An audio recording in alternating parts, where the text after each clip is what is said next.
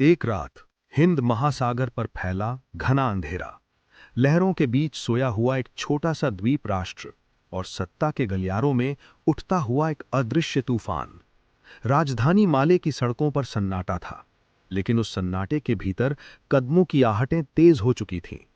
कुछ हथियारबंद लोग जो इस देश की सेना का हिस्सा नहीं थे, शहर में फैल रहे थे। उनके चेहरों पर जल्दबाजी थी, इरादों में खतरनाक स्पष्टता। उनका लक्ष्य साफ था, सरकार गिराना। राष्ट्रपति भवन के भीतर अचानक अफरा तफरी मच गई। टेलीफोन की घंटियां लगातार बज रही थीं, संपर्क टूट रहे थे, सुरक्षा घेरा कमजोर पड़ रहा था, सत्ता की कुर्सी डगमगा रही थी। राष्ट्रपति जो कुछ मिनट पहले तक देश के सर्वोच्च पद पर सुरक्षित बैठे थे, अब छिपने को मजबूर थे। हर सेकंड भारी हो चुका था, हर निर्णय जीवन और पतन के बीच की रेखा बन चुका था। और फिर एक आपातकालीन कॉल गया। ये कॉल केवल एक देश से दूसरे देश तक नहीं था, ये कॉल था भरोसे, रणनीति और शक्ति संतुलन तक। संदेश पहुंचा भारत तक। हजारों किलोमीटर दूर रात के उसी पहर भारतीय तंत्र सक्रिय हुआ। जानकारी जुटाई जा चुकी थी, खतरे का अंदाजा लगाया जा चुका था, स्थिति का मूल्यांकन हो चुका था। निर्णय में देरी का मतलब होता एक मित्र राष्ट्र की सरकार का पतन, क्षेत्रीय अस्थिरता और हिंद महासागर में अनिश्चितता का विस्तार। समय बहुत कम था। कुछ ही घंटों में भारतीय वायुसेना के भारी भरकम IL-76 विमान आसमान में थे। उनके भीतर बैठे सैनिकों को पता था, ये कोई नियमित अभ्यास नहीं, ये इतिहास की ओर बढ़ती उड़ान थी। रात का अंधेरा अभी छटा भी नहीं था कि विमान माले के हवाई पट्टी पर उतरे।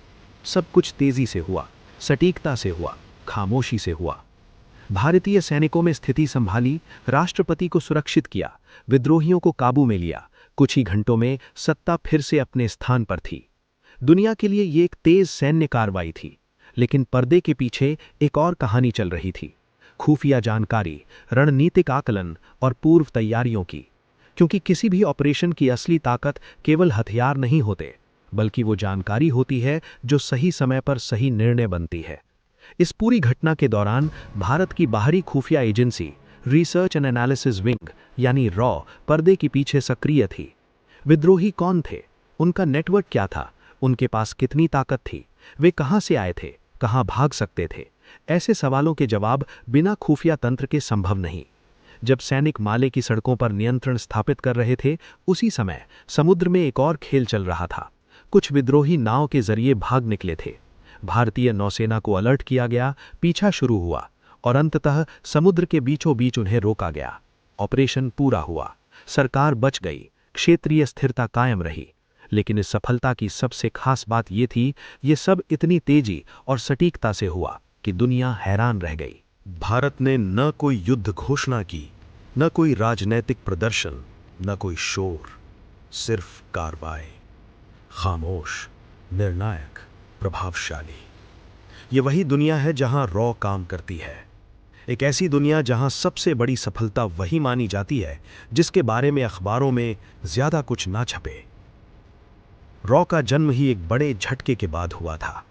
1962 और 1965 के युद्धों ने भारत को सिखाया कि बाहरी खुफिया व्यवस्था को मजबूत करना आवश्यक है। 1968 में रॉ की स्थापना हुई, सीधे प्रधानमंत्री कार्यालय के अधीन।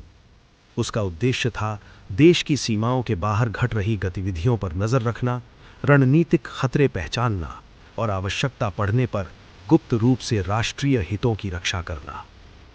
रॉ की दुनिया में पहचान कम, जिम्मेदारी अधिक होती है, श्रेय कम, जोखिम अधिक। 1971 का युद्ध रॉ की शुरुआती बड़ी परीक्षा। पूर्वी पाकिस्तान में उथल-पुथल, शरणार्थियों की बाढ़ और अंततः युद्ध।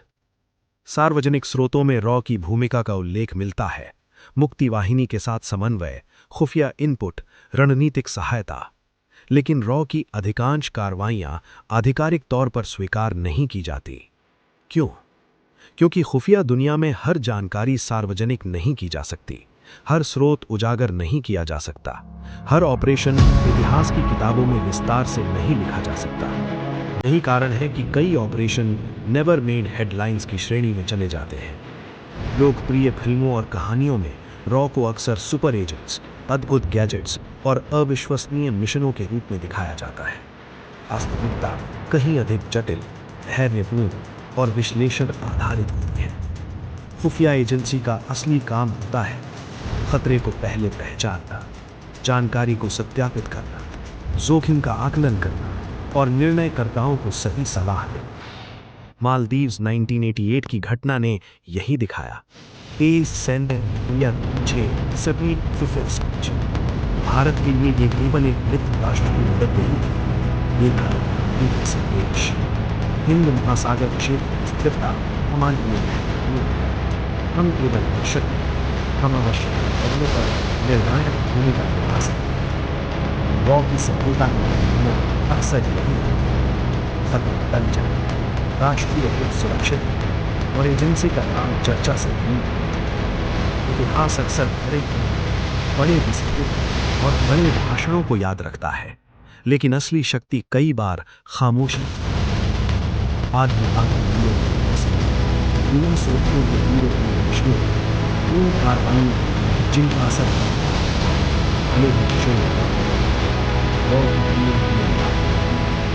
सबसे बड़ी चीज